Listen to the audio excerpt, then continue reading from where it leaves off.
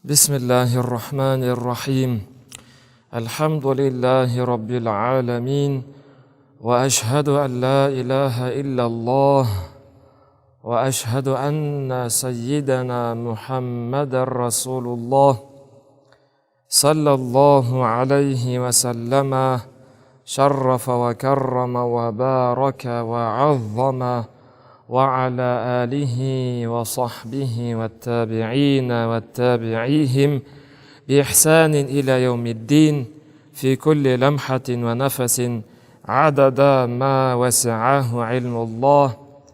نقرأ كتاب نور اليقين في سيرة سيد المرسلين للشيخ محمد الخضري رحمه الله تعالى ونفعنا الله بعلومه في الدارين آمين. أما بعد السلام عليكم ورحمة الله وبركاته. Дінді жасырын насихаттау кезені болып жатыр. Діндің жасырын насихаттау кезені 3 жыл жалғасады. Сол 3 жылдың ішінде Абу Бакрдың ықпалымен алғашқылар дінге кіреді. Оларды әс-сабиқуну әл-әувалун дейді. Әс-сабиқун әл-әувалун, алғашқылар. Олардың көпшілігі жаннатпен сүйіншіленгендер. Көпшілігі. Олардың жасаған құлшылығы, ижтихад, жетістіктері, алған сауаптары Абу Бакр радиаллаху анхудың амал дәптеріне түсіп тұрады. Ол кісі де, Абу Бакр радиаллаху анху де, олардың істеген жақсылығынан үлескер болады. Жалпы үмметтің істеген жақсылығын, жасаған құлшылығынан пайғамбарымыз үлескер болады. Жер бетіндегі иман етіп, ізгілік жасаған әрбір жанның ізгілігі кімге барып тұрады? Пайғамбарымызға барады. Себебі адамзаттың тура жолға түсуі пайғамбарымыздың амал дәптерінде. Бағанағы алғашқылар жаннатпен сүйіншіленген 10, ол Абу Бакрдың амал дәптерінде. Сол Абу Бакрдың ықпалымен алғашқыларды, ықпалымен дінге келгендер, алғашқыларды біз айтудамыз. Өткен сабағымызда Абу Зар әл-Ғифариді айтқан едік. Йемендік, шешен, ақын кісі болған. Сол кісінің оқиғасын айттық. Соны оқып шығайық. وَمِنَ السَّابِقِينَ الْأَوَّلِينَ أَبُو ذَرٍّ الْغِفَارِي وَكَانَ مِنْ أَعْرَبِ الْبَادِيَةِ فَصِيحًا حُلُوَّ الْحَدِيثِ. Бұл кісі шешен болған. وَلَمَّا بَلَغَهُ مَبْعَثَ رَسُولِ اللَّهِ قَالَ لِأَخِيهِ ارْكَبْ إِلَى هَذَا الْوَادِي فَاعْلَمْ لِي عِلْمَ هَذَا الرَّجُلِ الَّذِي يَزْعَمُ أَنَّهُ نَبِيٌّ يَأْتِيهِ الْخَبَرُ مِنَ السَّمَاءِ. Бағанағы сайдағы өзін пайғамбармын деп жүрген адамды естігенде інісі Унайс қайтады. Көлікке отырды, өзін пайғамбармын, аспаннан хабар кеп жатыр дегенге бар, ол кім екен? Анықтап кел деп жібереді. «Васма' мин қаулихи сумма атини» айтқан сөзін тыңдап, маған қайтып кел. «Фанталақал ах хатта қадима Макката ва сами'a мин қаули расули сумма раджа'a иля Аби Заррин». Бағанағы інісі Унайс Меккеге келеді, уәдиға, сайға. Оны Тихама дейміз, Мекке дейміз. Пайғамбарымыздың айтқан сөзіне құлақ салып, негіз ол иман етеді. Бірақ Абу Зарға иман еткендігін айтпайды, жасырады. Қайтып кеп айтады. «Раайтуху я'муру би макаримил ахлaqi ва яқулу каламан ма хуа биш-ши'r». Бардым, көрдім, айтқан сөзін тыңдадым, бірақ айтқан сөзі ши'r емес, тоқмада емес, әнде емес, өлеңде емес. Ол ерекше. Бұйырған нәрсесі, талап еткен нәрсесі көркем мінез, қарапайымдылық. Фақала ма шафайтани мимма арат.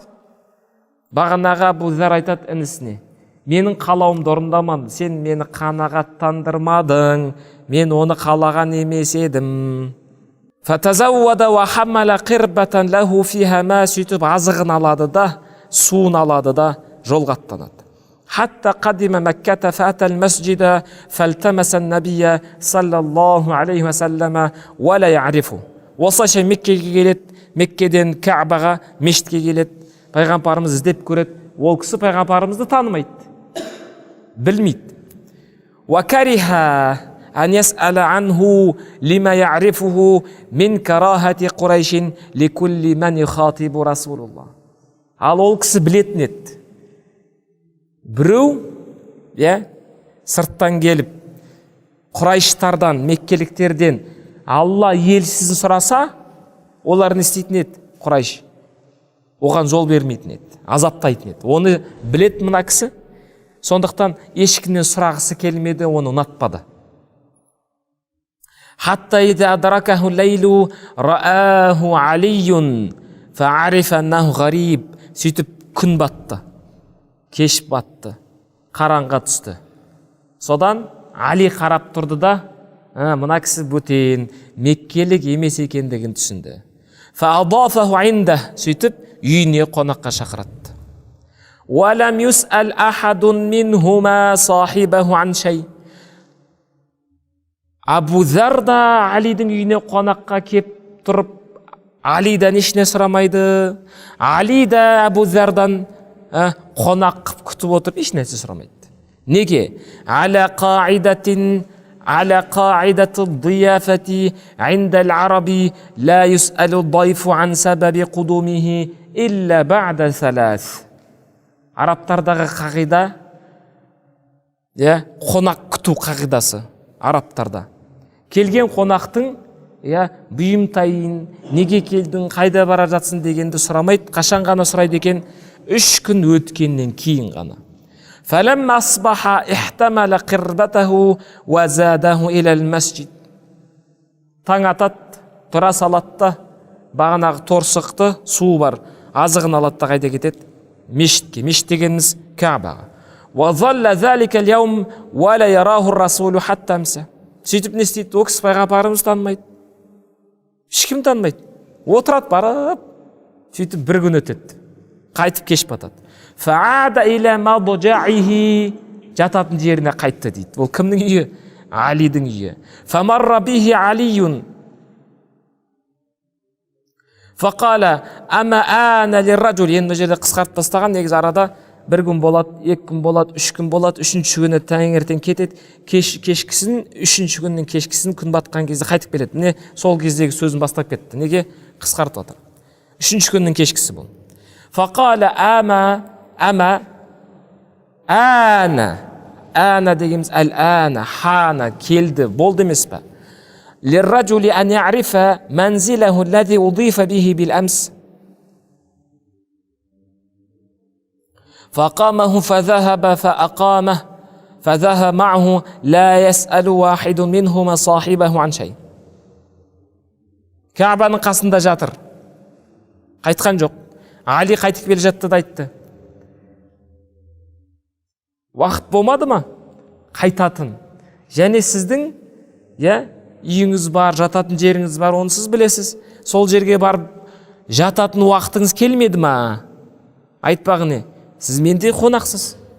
Неге мына жерде отырсыз? Кеш батты. Қайтыңыз. Түсінікті ма? Айтпағы, бағана кеп түскен, қонақ боп кеп түскен үйді жаттап алатын уақыт болды ғой деген сөз айтып жатыр енді. Қайта-қайта жүріңіз демеймін ғой сізге. Білесіз қағиданы. 3 күн менде қонақ боласыз. Но 1-ші күн өтіп тұр, түсінікті ма? Сол себептен не істеп отырсыз деп тұрғызады да ертіп кетеді. Еш нәрсе сұрамайды. Хатта иза кана ал-яуму салис. Міне осылай 3 күн болған. Түсінікті ғой, 3 күн осы өтеді. Ада алиюн мисля залика. Міне тура осылай не істеген? Али істеген. Сонда 1-ші күн барады, таң атқаннан кешке дейін отырады. Али өтіп бара жатады, айтады, Мен сізге қайта енді шақырмаймын ғой. Үйіңізді білесіз, жататын орныңызды білесіз. Мынау сіздің төсегіңіз. Келіңіз. Иә? Үшінші күн бітті міне. Үшінші күн келді. Сумма қала лаху алиюн ала тухаддисуни мәлләзи ақдамака. Али айтады, маған енді мына Меккеге уәдиға келуіңіздің себебін айтатын уақыт болмады ма? Уақыт болды ғой. Соны айтып отыр. Әлә, уақыт болды. Таяды. Қала ин аътайтани ахдан ва мисақан литуршидани фаалт. Егер сен маған ахд, сөз берсең, уәде берсең, онда мен бағанағы келуімнің себебін айтам. Литуршидани, мені жолға салып жіберетін болсаң, ақиқат қай жақта екенін айтатын болсаң, онда мен не істеймін? Айтамын. Демек, не алып жатыр бірінші? Келу себебін баяндамастан бұрын сөз алып алып жатыр. Фафаал. Али не деп айтады? Болды, мен сөз берем, ешкімге айтпаймын. Дегеннен кейін Абу Зар келу себебін баяндап береді. Қала, Али айтады, фаиннаху хаққун ва хуа расулуллах. Я, ол хақ. Айтқан сөз хақ. Ол Алланың елшісі. Фаиза асбахта фаттаби'ни фаинни ин раайту шай'ан ахафу алейка қумту каанни уриқул маа. Не істеді? Болды. Ешкімге айтпаймын. Ертең мен сізді пайғамбарымызға ертіп барам. Жолда бір қауіп, төнсе, бір қауіпті нәрсе пайда болса, ахафуху, бір нәрсені көріп қалсам, сен үшін қауіпті деп, онда бұрышқа тұра қалам да, су төгіп тұрған сияқты боламын. Каанни уриқул маа, суды төгіп тұрған сияқты бейнеде болам. Мағынасы не? Бұрышқа тұра қап, дәрет сындырған сияқты адам болам деген. Көрдіңіздер ма? Дәрет сындыруды қалай жеткізді? Суды төгіп тұрған сияқты. Ол ненің ишараты? Бұрылып кетіп қал. Менің артымнан ерме. Бөтен адам сияқты ол да басқа жолға түсіп кетіп қал. Алдымда кім келе жатыр? Құрайыштар келе жатыр. Қауіп төніп тұр деген белгі, сигнал. Түсінікті ма? فإن مضيت فاتبعني حتى تدخل مدخلي ففعل. Ал егер ешқандай қауіп болмаса, жаңағы сияқты ишараттар болмаған болса, онда еріп жүре бер. Мен қай жаққа барам, жүре бер. Қай үйге кірем, сол жаққа кір. Осылайша не істеді? Келісті, солай жасады. Бәрін қысқарттық. Жүрді келді, ешқандай қауіп болған жоқ. Пайғамбарымыздың алдында отыр. Фанталақа яттаби асараху хатта дахала аля наби. Осылайша Абу Зардың артынан еріп отырып, пайғамбарымызға аман есен жетті. Ва дахала мааху фасамиа мин қаули. Пайғамбарымыздың айтқан сөзіне құлақ салды. Ва аслама макана. Сол жерде отырып не істеді? Исламды қабылдады. Міне көрдіңіздер ме? Басында бұл кісінің сипатын айтып кеткен едік. Фасих. Сосын не? Әдип. Хулул хадис, сөзі ондай бал, тәтті сөйлейтін бұл кісі. Ақындарымыз болады ғой, сөзі тамаша, бойыңды алып, беті балқып отырасың. Ол да бір ілім, ол да бір адамның несі? Көрегендігі, ақылдылығын көрсетеді. Міне, пайғамбарымыздың сөзін тыңдады да, бірден не істеді? Отырған жерінде исламды қабылдады. Демек, ілімді болу, сізде база болу, неге түрткі болады? Исламға бірден кіріп кетуге түрткі болады. Салыстырасыз. Фақала лаху набию саллаллаху алейхи ва саллама ирджи иля қаумика фаахбирхум хатта яътика амри. Сен бұл жерде бөтенсің. Құрайш сенің елің емес. Мына сай Мәккә сенікі емес. Олар сені таптап кетеді. Талап тастайды. Бекер жем болып қаласың. Оданша еліңе ақырын қайт, барда осы меннен естігеніңді жеткіз, фахбирхум, осы хабарды жеткіз. Меннен не келгенше, хатта яътика амри. Меннен саған бұйрық келгенше күт. Абу Зар қайт, Абу Зар кел деген сияқты әмір, бұйрық келгенше отаныңда бол. Қала, Абу Зар айтады, уаллази нафси бияди. Алла мен ант етейін, жанымның иесі болған. لأصرخن بها بين ظهرانهم. Кім Абу Зар дейді, мен Алламен ант етейін, олардың арасында тұрып, ортасында тұрып, жиналған жерінде тұрып, бас қосқан жерінде тұрып, нен айтам деді? Калимату таухид, таухид сөзін айқайлап тұрып айтам деді. Кім? Абу Зар. Фахараджа хатта атал масжида, сөйтіп пайғамбарымызды тастап Кәбаның қасына келеді да, фанада би а'ла саутихи ашхаду ан ла илаха иллаллах ва анна Мухаммадар расулуллах деп айқай салады. Кәбаның қасында, Құрайштың ортасында. Фақамал қауму фадарабуху хатта аджауху. Құрайш не істейді? Бөтен адам ол. Алды да тепкілеп, сындырып жерге жатқызады. وأتى العباس فأكب عليه وقال ويلكم أولستم تعلمون أنه من غفار. Аббас өтіп бара жатыр мына жерден. Құрайш жиналып алған, ананы шаңғып, бытышын шығарып, жерге тастап, жерге құлатып тепкілеп жатыр. Қараса ғифарлық киім кию әдісі. Мына матаның тігілу әдістері. Қараса ғифардық. Жүгіріп келді. Уайлакум, қасірет болсын сендерге. Тұқымың құрғы деген сияқты сөзді айтады ғой бізде. Сондай сөз, сондай мағынада сөзді айтты. Мынау кім екенін білмейсіңдер ма? Бұл ғифарлық. Ғифар деген тайпа, Йемен жақта орналасқан. Ва анна тариқа тижаратикум иля Шам алейхи. Ал сендердің сауда жолдарың Шамға баратын, осылардың жолында. Айтпағы не? Осылардың үстінде. Демек, сауда жолы, керуен жолы немен өтеді? Осы ғифардың үстінен өтеді. Ғифар ауылынан өтеді, тайпасынан өтеді. Фаанқазаху минхум. Сөйтіп, Әл-Аббас Құрайштан не істейді? Бағанағы ғифарлықты, немесе Абу Зар радиаллаху анхуды аман алып шығады. Тиіспеңдер. Естерің дұрыс па? Бұны бүгін тепкілеп өлтіретін болсаңдар, ертең сендерге не жоқ, күн жоқ. Қай мағынада? Шамға сауда жасап бара алмайсыңдар. Жинаңдар, естеңдер, қайтыңдар. Сумма ада минал гадили мислиха. Жаттан жерде. Ертеңге дейін кішкене қуат жинады, ісіп кеткен. Ертең тағы да тұрады айқайлайды. Фадарабуху ва сару илайхи. Ашуланды да жан-жақтан жабылып кеп, тағы да тепкілеп тастады. Ертесінде тағы да не істейді? Факаббал Аббасу алейхи.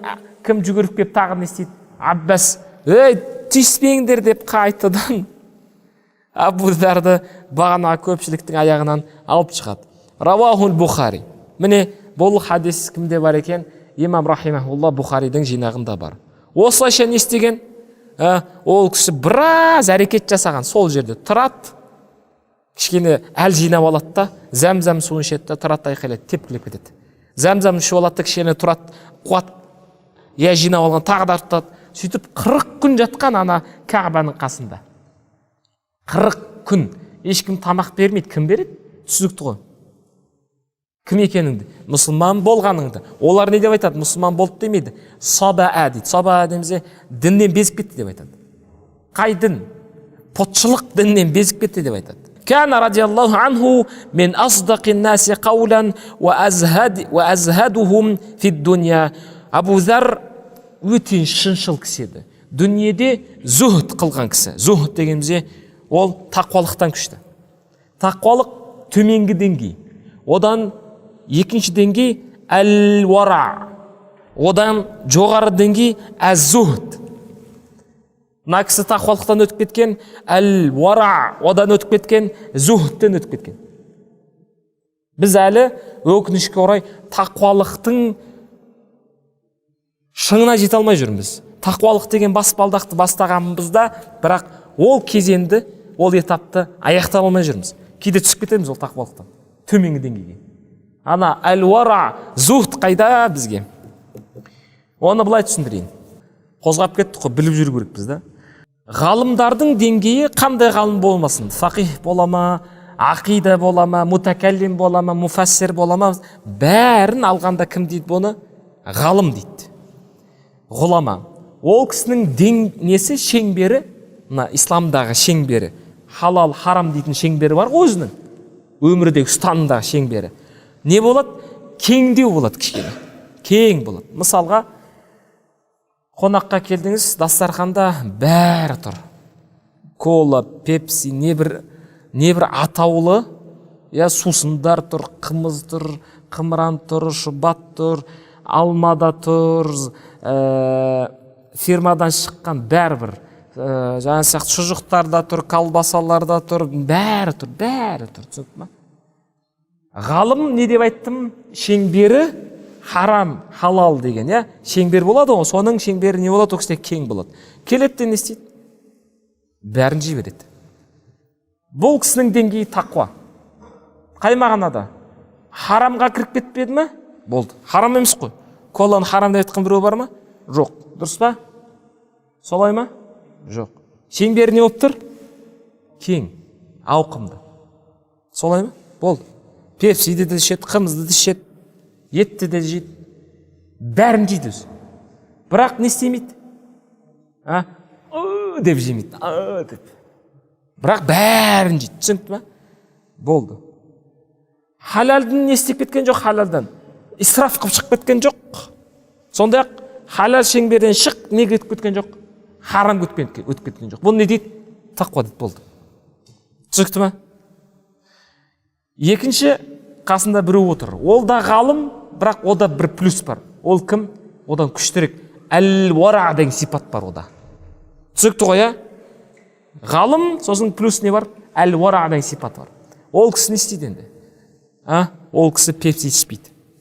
Сырттайды. Бағанағы сияқты газовый тағы басқа күмәнді болған, фақихтар ғалымдардың арасында күмәнді болған. Не таза халал деп айтпаған, не таза харам деп айтпаған заттар тұр алдыңда. Солай ма? Соның бәрін не істейді? Бәрін сырттайды. Демейді, тек қана нені жейді? Таза күмәнсіз шүбәсіз халалды ғана жейді. Нені ғана жейді? Бағанағы етті, шайды, суды, болды. Нан ары кетсе, болды жейді. Ол кімнің деңгейі? Бірақ бұл кісі не істейді? Таза халалдан, шүбәсіз күмәнсіз болғандан кішкене тойып жеп қояды. Түсіңіз ба? Екеуінің айырмашылығы ғалым мен ғалым плюс кім? Уара деген ғалым қалай жейді? Үшінші адам отыр. Ол да ғалым. Мұна екеуінің білгенде ол да біледі. Бірақ ода үшінші плюс бар. Тақуа, әл-уара, сосын кім? Зухд. Міне Абу Зарда зухд деген сипат болған. Ол кісі не істейді? Не істеп алды, көрдіңіздер ма?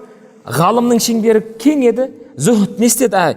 Уара не істеді? Шеңбері не істеді кішкене? Қысты ма, қыспады ма? Қысты ғой. Енді зухд келеді да шеңберін қысады, одан қысады. Не істейді? Тек қана нанды ғана жейді. Суды ғана ішеді, болды. Бірақ тоймайды. Не істейді? Кішкене ғана, болды.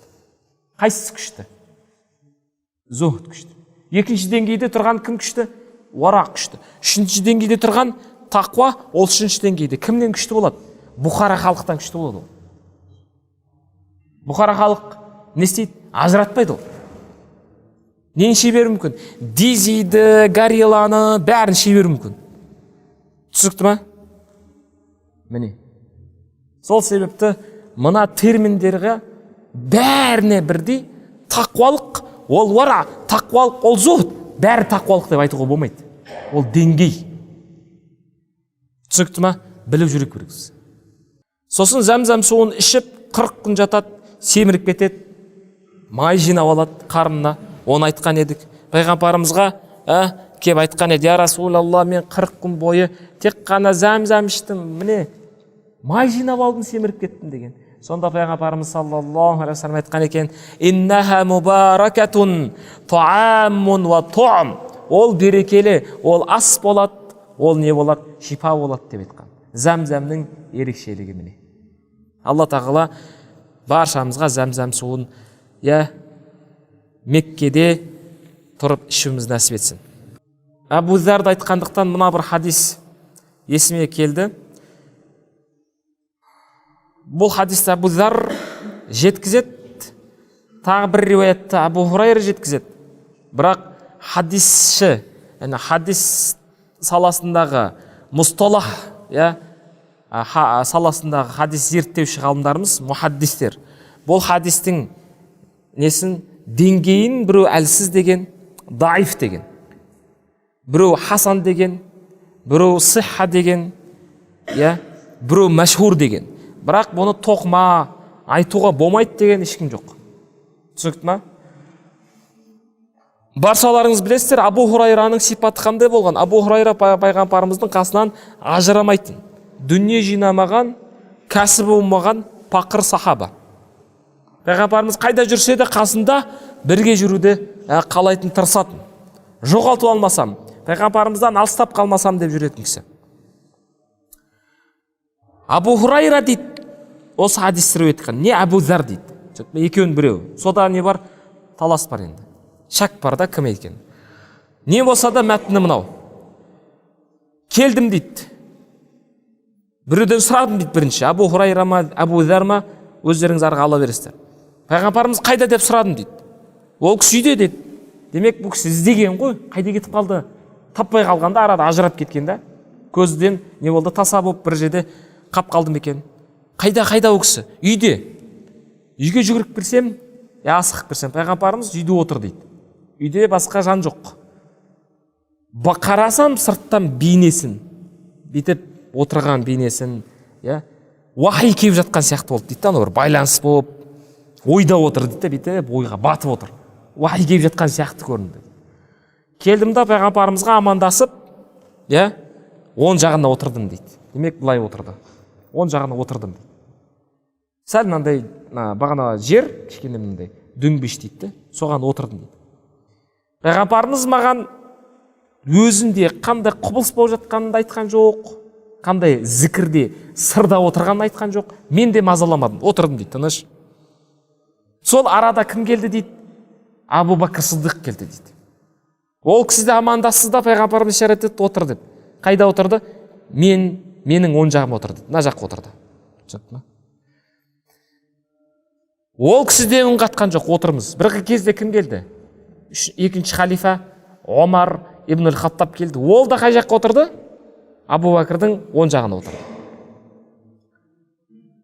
Содан біраздан кейін үндемедік, ешкім үндеген жоқ, әлі сөйлеген жоқпыз, отырмыз үндемей. Бір кезде кім келді? Осман ибн Аффан келді. Ол тура пайғамбарымызға бүйтіп қарама қарсы отырды. Түсінікті ма? Ешкім сөйлеген жоқ әлі. Қалай жағдай, не болып жатыр? Себебі пайғамбарымыз бір неде отыр, бір халда отыр.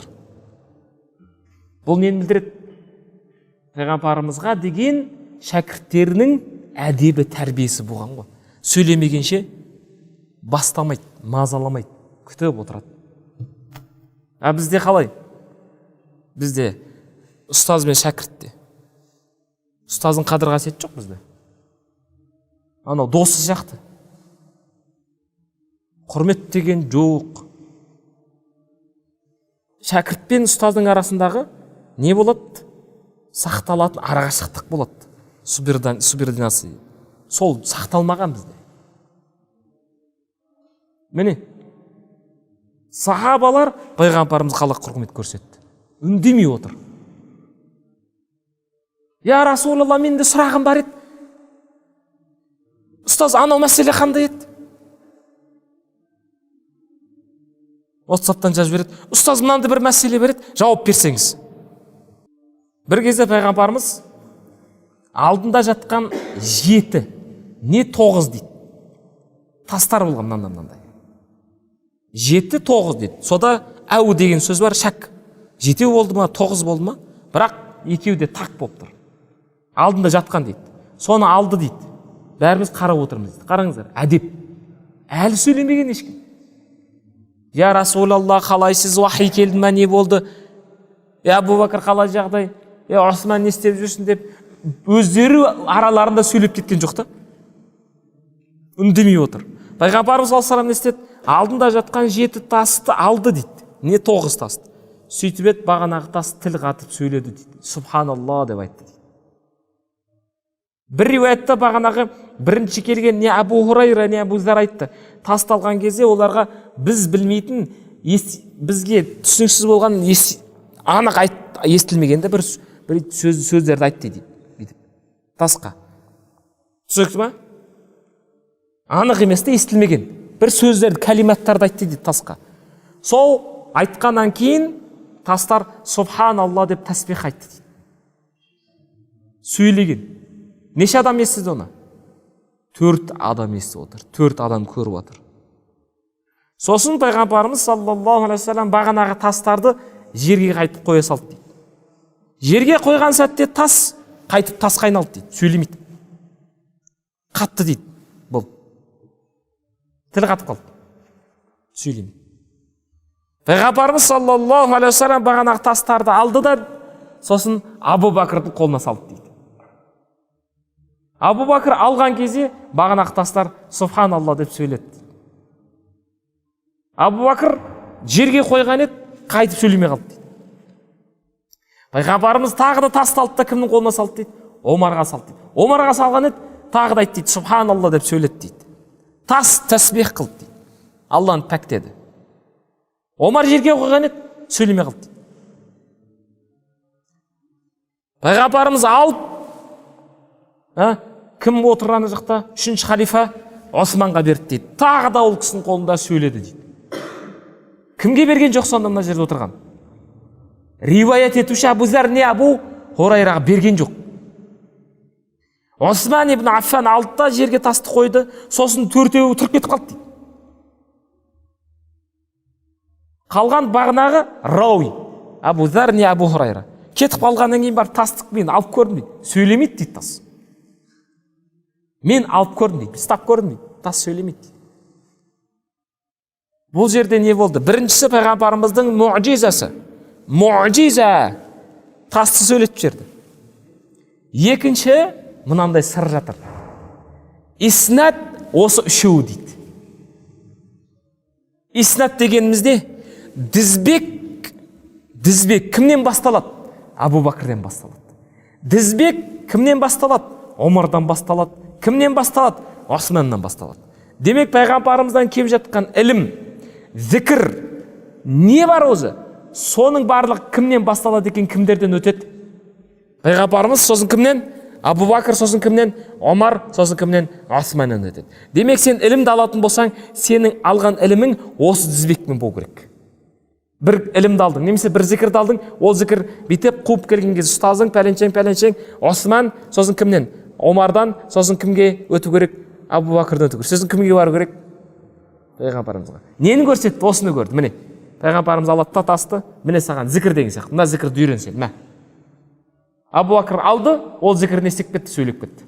Неге? Себебі иснат бар, жалғасып тұр. Кімнен келіп тұр? Пайғамбарымыздың қолынан келіп тұр. Пайғамбарымыз сол себепті өзі алып беріп отырған, мә саған деп.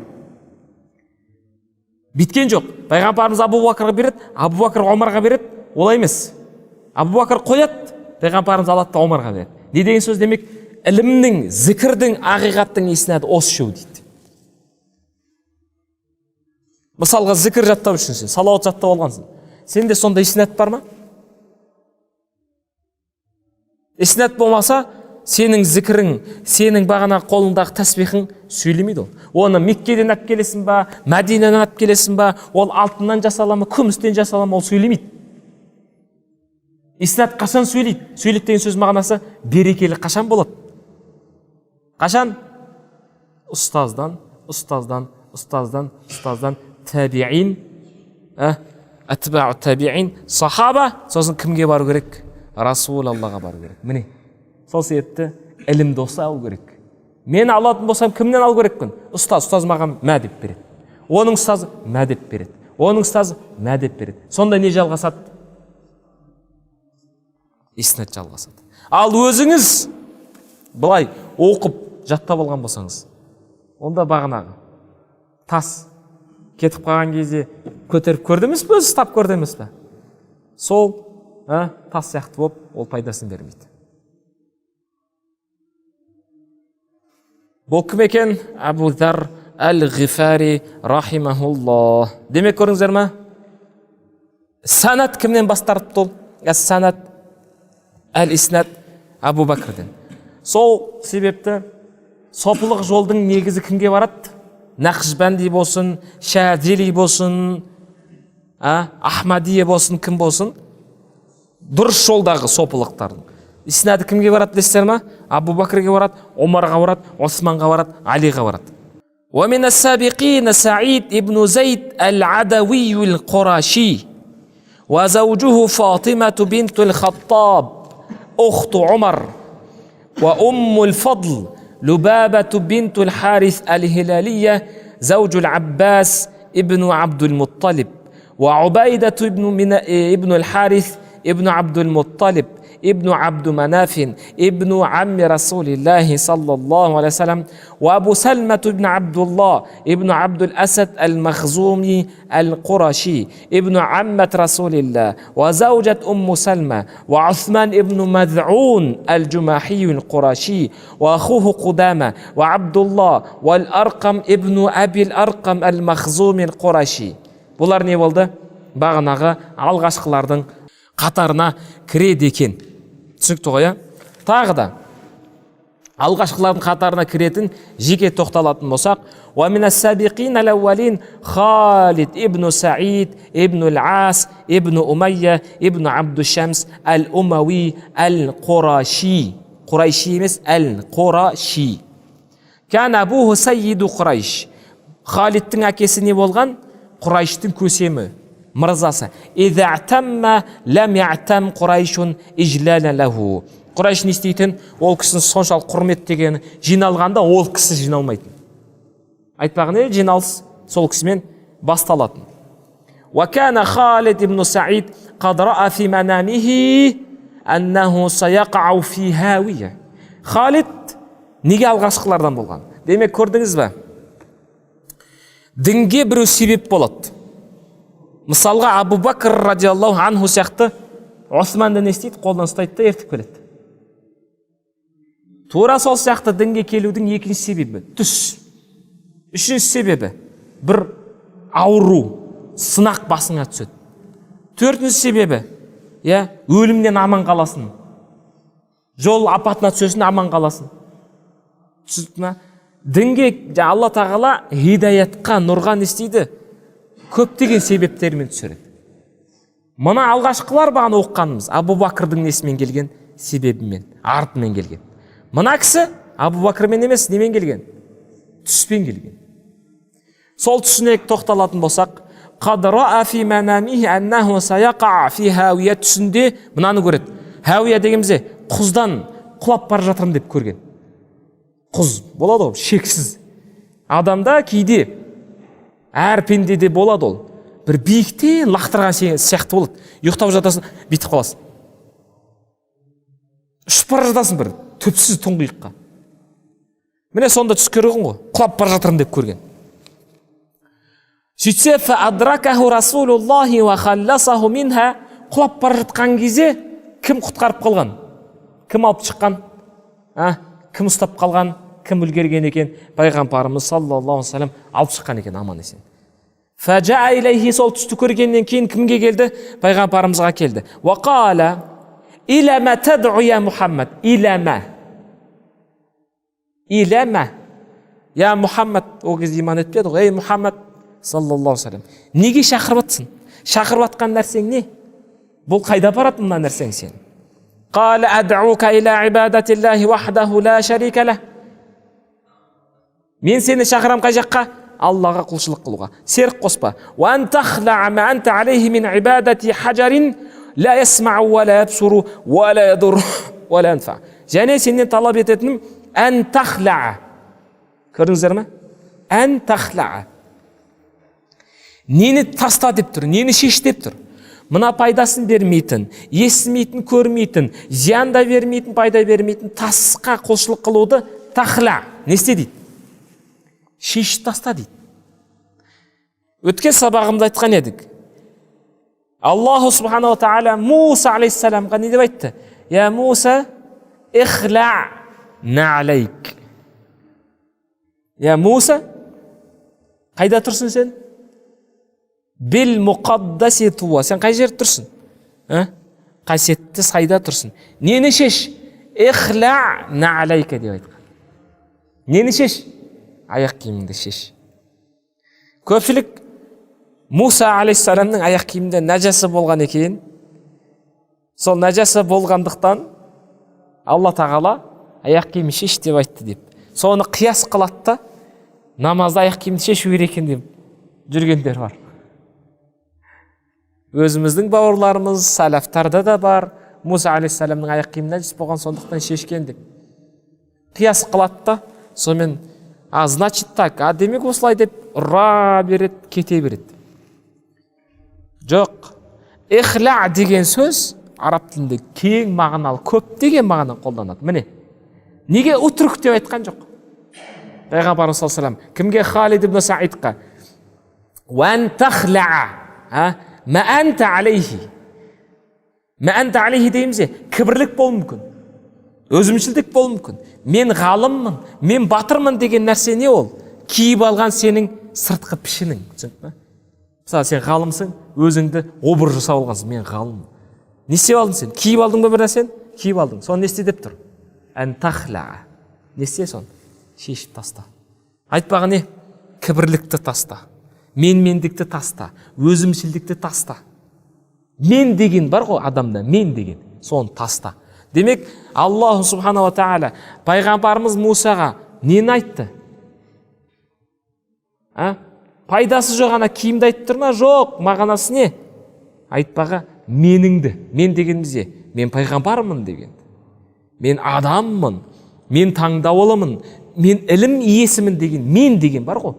Ол кібірлік, нәпсі сөйлеп тұр. Соны не істеп келсен? Ана жаққа тастап кел. Не боп кел? Халис абд. Таптаза құл. Ла хаула ва ла қуата илля бика деп кел. Мен еш нәрсе емеспін. Түсінікті ма? Соны ана жаққа тастап кел сен өзіңді. Ана жаққа кім боп кел? Құл боп кел. Түсінасыздар ма мағынаны? Міне, демек араб тілін тікелей аудара бермеу керек, тоқтау керек. Уәл-ихсану иля уәлидайка, ата-анаңа жақсылық қыл. Уәллә тақтула уәләдәка хашятал фақр, балаңды пақырлық себепті өлтіріп қойма. Уәллә тақрубал фахишата ма захара минха ва ма батана, жамандыққа жолама, ол ашық болсын, жасырын болсын. Еш қайсына жақындама.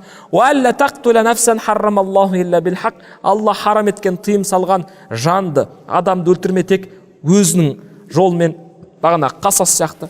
Уәллә тақруба мәлә ләтими илля биллати хия ахсану хатта яблуға шудда, жетімнің малына, жетімнің дүниесіне қол сұқпа, тек шариғаттағы көрсетіп кеткен жолмен ғана. Уән туфия әл-кайла уәл-мизана бил-қист, бағанағы сауда-саттық қылған кезде неден жеме? Тараздан жеме, әділдік қыл. Уа ан та'дила фи қаулика уалау хакамта аля зауи құрбака, және де сөзіңде әділ бол, үкім шығарғанда дейді. Қай мағынада? Ол туысқаның боп тұрса да несте? Әділдік қыл. Айтпаған не? Туысқаныңа кішкене мен туысқаным ғой деп үкім шығарар кезде не істеп жерме? Оған қара бейімдел, жеңілдік қылып жерме деп тұр.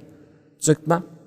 Демек пайғамбарымыз неге ерекше осындай үкімдерді айтады? Біреу айтады, сен бітпе дейді. Біреу айтады, сен бітпе дейді. Демек нені көріп тұрып айтады? Ол кісінің болмысын, ол кісіде не жоқ? Қандай кемшіліктері бар? Не пайдалы, не тиімді?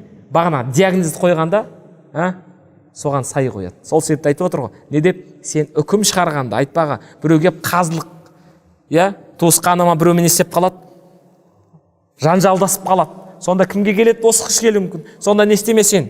Кімге қара тартпа? Туысқанына қарай тартпа деп жатыр.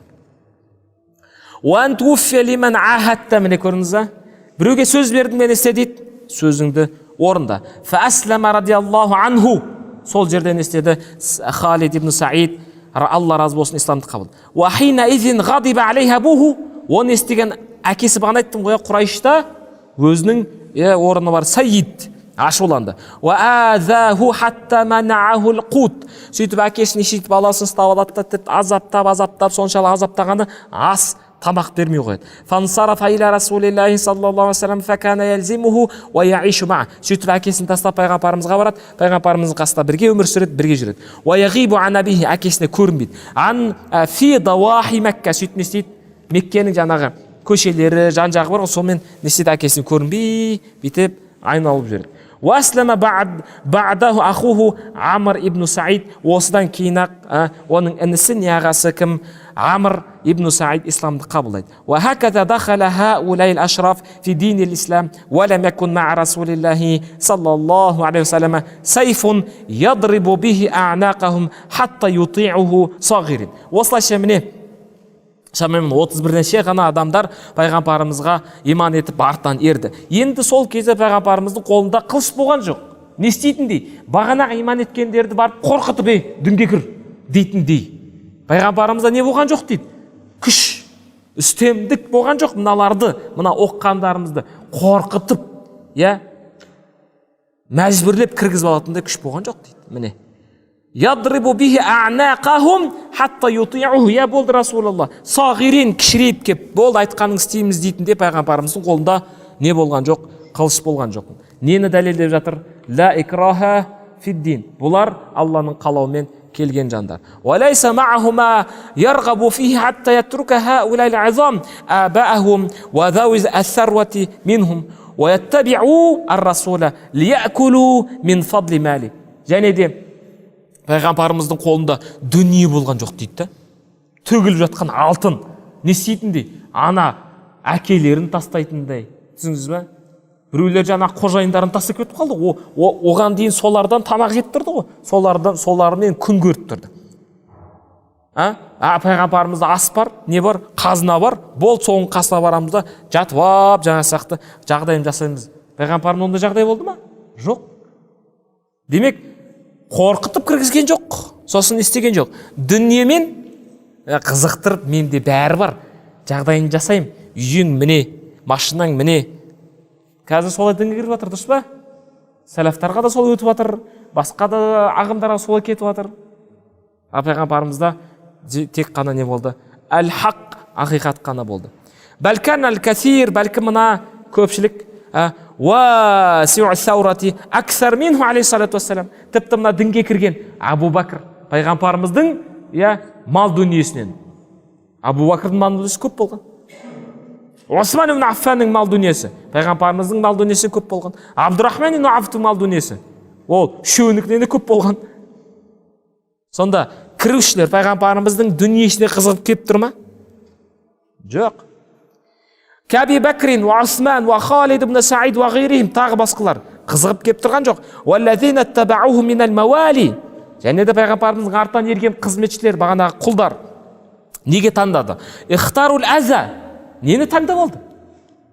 Зардапты, қиындықты, аштықты, вал-жу' вал-машаққат. Ма иттибаъ расул, пайғамбардың артынан еретін бұл, соны таңдап алды. Ол есі дұрыс адам, тыныш, жылы жерде дайын тамақ, өзінің мырзасының қасында жата берген дұрыс емес па? Таяқ жемейді, істе деген істейді, тамағын жейді, дұрыс па? Бәлкім не істеді? Содан бастарып, аштыққа, машақатқа жол тапты емес па? Бихайсу лау иттабау садатахум, пайғамбарға ермей, өздерінің мырзаларын ергенде, лакану фи хазихи дуния, бұл дүниеде олар ахда бәлән, санасы тыныш, ұйқысы тыныш. Бізде сөз бар емес пе? Түнде ұйқысы, күндіз күлкісі жойылды дейді емес пе? Қашты дейді. Жоқ, бұларда не болар еді пайғамбарға ермегенде? Мырзасының қасына жетқанда. Түнде ұйқысы тыныш, күндіз күлкісі бар. Бәлән уан ама айшатан, өмірі жұмсақ, жылы жерде, тамағы бар, жатар еді. Аллахумма лейса залика илля мин хидаятилла. Бұның барлығы неге дейді? Алланың несі? Оларға берген хидаяты, тура жолы. Уасуту анвару дин алейхим, діннің нұры не істеді оларға? Бітіп жүректеріне қонды. Хатта драку махум алейхи минад далалати ва ма алейхи расулуллахи минал худа. Не істеді олар? Түсінді. Біз қайда жүр екенбіз? Минад далала. Қайда жүрміз? Адасушылық екенбіз деп. Ал пайғамбарымыз қай жақта екен? Ақиқат екен деп. Сол адасушылықты тастап қайда кетті? Ақиқатқа кетті. 3 жыл өтті міне. 3 жылдың ішінде исламға кірген, дінге кірген адамдардың саны 30-дан аспайды. Әлі кім келген жоқ? Омар ибн Хаттаб радиаллаху анху әлі келген жоқ. Себебі ол кісі 40-шы болып келеді. Демек, мына жерге дейін кіргендердің саны нешеу? 33, 31, 32 ары кетсе. 3 жыл өтті. 3 жылдан кейін келесі этап, келесі деңгей басталды. Дәурен. Ол қандай дәурен? Әл-жахру бит-таблиғ. Не істеу керек енді? Насихатты, үгіттеуді, дауаны ашықтай жасау керек. Жасырмайсың енді. Міне көрдіңіздер ме? Бұның барлығына біз ғылми емес, рухани көзбен қарау керекпіз. Тарихи көзбен емес. Оқып кетесің, болды. Кейін оны оққам дейсің. Жоқ, олай емес. Қараңыздар. Сыр бар да, 3 жыл не істе? Тыныш, тиіспей. Одан кейін ақырындап кезең өткеннен кейін ашық айт. Және бұл жерде 3 жыл кезең, 3 жылдық кезең. Қай жерде болды? Тек қана туысқандарының ортасында. Демек айтпаған, дін саласында жүрген сіз, немесе отбасыңызда намаз оқитын жалғыз сіз. Не істеңіз? Осы көрсетіп кеткен пайғамбарымыздың жолын ұстаныңыз. Қалайша? 3 жыл демей қойын, бәлкім не істейсіз? Дағуатты ең бірінші досыңыз емес, жақтағы бәлі танымайтын бір емес. Онымен алыспаңыз. Кіммен? Өзіңіздің ең жақын анаңыздан, әкеңізден, балаңыздан, ағаңыздан, сіңіліңізден, қарындасыңыздан, өзіңіздің шаңырақтан бастаңыз. Ақырын, 1 жылда емес. Қанша жыл өтті? 3 жыл. Ақырын. Шамаңыз жетіп, сол қанша жыл өтсе де, отбасыңызды бәрін тура жолға салып, үлгер алсаңыз, шамаңыз жетіп жатса, онда не істейсіз? Досыңызға өтіңіз. Одан кейін көршіңе өтіңіз. Одан кейін ары қарай. Ал біз не істейміз? Бұл қағиданы бұзамыз. Не істейміз? Отбасын тастап қоямыз. Сөйтіп, бөтен бір мына жақта жүрген біреумен әлек болып жүреміз. Бұл қате. Міне, пайғамбарымыздың өмір баяны осындай тәрбие береді. Өзіңнен баста. Отбасыңнан баста. Шамаң жетіп жатса, өз елдерге бар. Себебі әлеуметтік қағида бар ғой. Мемлекет немен жөнделеді? Елбасымен емес, немен жөнделеді? Отбасымен басталады. Дұрыс па? Елбасымен емес. Немен жөнделеді? Әр адам өзіне жауапты болған отбасына қарап, отбасын жөндесе, не жөнделеді? Мемлекет жөнделеді. Қағида ол. Қарама-қайшы жоқ ешқашан. Ең бірінші мемлекет басы жөнделсін, сосын барып отбасы жөнделеді деген қашан көрдіңіздер? Міне, пайғамбарымыз соны көрсетті. Өзінің отбасынан бастап алды ма? Хадижа анамыз, Али, Умму Айман, сосын кім? Абу Бакр Сыдық ең жақын досы, сосын ары қарай кетті. مضت كل هذه المدة والنبي عليه الصلاة والسلام لا يظهر دعوة في مجامع قريش العمومية. Міне осы жылдың барлығы өтіп кетті. 3 жыл өтіп кетті. Пайғамбарымыз саллаллаху алейхи сол 3 жыл ішінде дағуатты, насихатты Құрайш бас қосып жиналатын орындарда андай көпшілік жиналатын орында. Не істеген жоқ? Ашқан жоқ. Паш еткен жоқ. Құрайш деп. Жоқ. ولم يكن المسلمون يتمكنون من إظهار عبادتهم حذرا من تعصب قريش. Және бағана исламды қабылдаған, жасырын түрде қабылдаған мұсылмандар. Оларда мүмкіндік шама болмады. Не істейтіндей?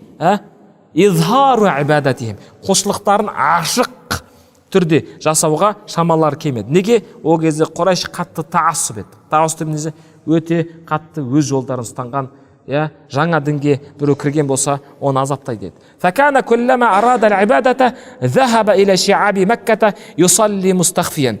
Сөйтіп құлшылықты жасағысы келетін болса, мысалы намаз оқысы келсе, қайда кететін дейді?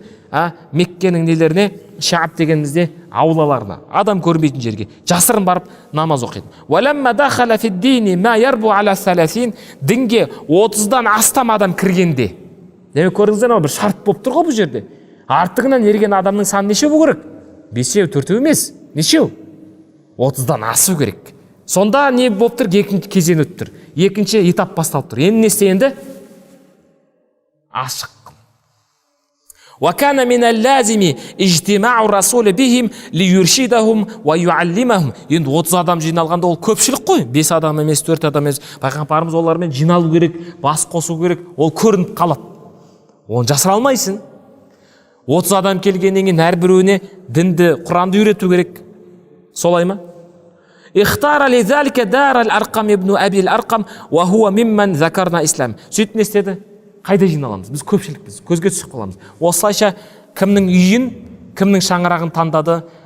Әл-Арқам ибну Әбил Арқам, бағана исламды қабылдағандардың ішіндегі сахаба, сол кісінің үйін не істеді? Жиналатын нүкте қылды. Кездесетін, бас қосатын орын қылды. Міне, көрдіңіздер ме, сонда қалай болып тұр? Барлық осындай жүйемен болу керек. ومكث عليه الصلاة والسلام يدعو سرا حتى نزل قوله تعالى في سورة الحجر استعذ بالله فاصدع بما تؤمر وأعرض عن المشركين. Пайғамбар саллаллаху алейхи ва саллям 3 жыл бойы жасырын түрде дағуат қылды. Мына аят түскенше ол Хаджар сүресінің 94-ші аяты, Хижр сүресінің 94-ші аяты фасда, қарсы тұр емес, көпшілігі қарсы тұр деп айтады. Бұл сөздің анықтамасын, аудармасын, олай емес. Мағынасы иджхар деген сөз. Иджхар дегенімізде ашықтай айт. Бима туъмар, саған түскен бұйрықты, саған түскен әмірді несте ашық айт. Уа а'рид, міне енді қарсы тұр. Оларды елеме, анел мүшрикин, мүшриктерге қарсы тұр. Міне осы аят түскеннен кейін Пайғамбарымыз саллаллаху алейхи ва саллям не істеді? Алланың бұйрығын орындады. Фабаддала даъвата сирран биддаъвати жахран мумтассилан амра раббихи васиқан биwa'dihi ва насри. Қараңыздар. Неге бұл аят түскен кезде түсті? Бастады. Себебі Пайғамбарымыздың сенімі кімде? Аллада. Пайғамбарымыз жәрдемі кіммен? Алламен. Пайғамбарымыз кімнен тәрбиені алды? Алладан. Пайғамбарымыз ұстазы кім? Жибрил алейхиссалам емес. Пайғамбарымыз ұстазы кім? Алла. Алла тағала аят түсірді ме? Бітті. Пайғамбарымызда ешқандай күдік болмайды. Болды. Міне, Алланың бұйрығына бойсынып, сыр болып жатқан дағуатты насихатты ашыққа ауыстырды. Неге?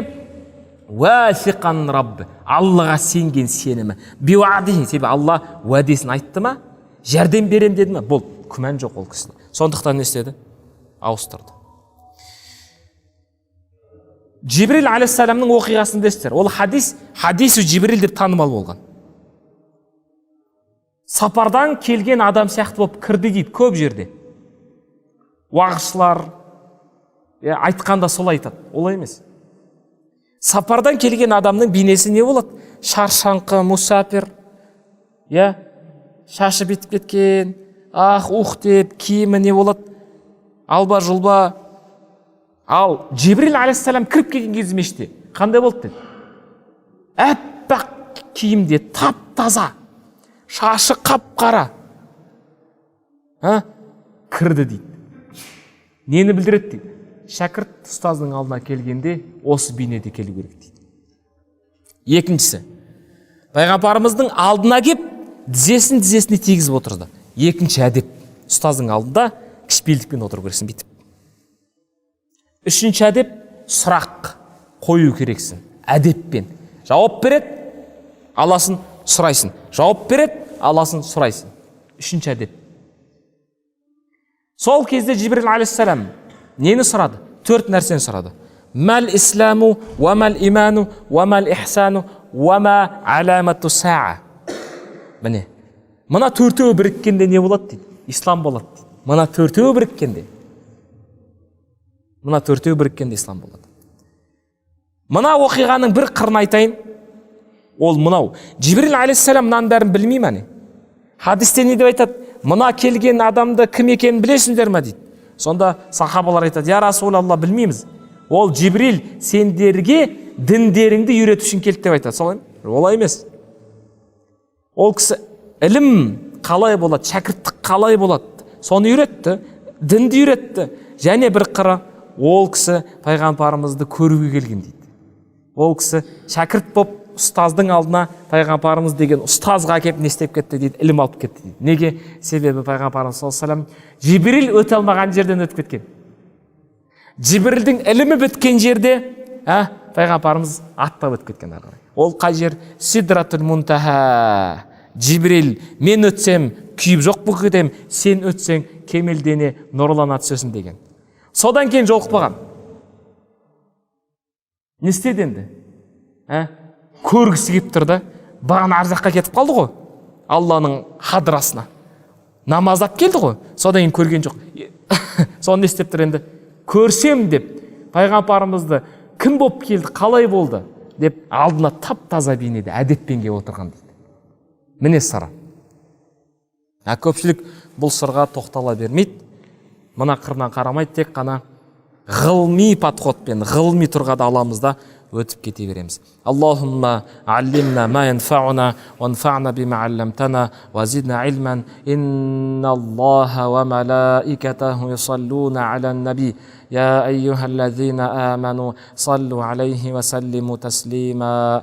اللهم صل أفضل صلاة على أسعد مخلوقاتك سيدنا محمد وعلى آله وصحبه وسلم عدد معلوماتك ومداد كلماتك كلما ذكرك الذاكرون وغفل عن ذكره الغافلون.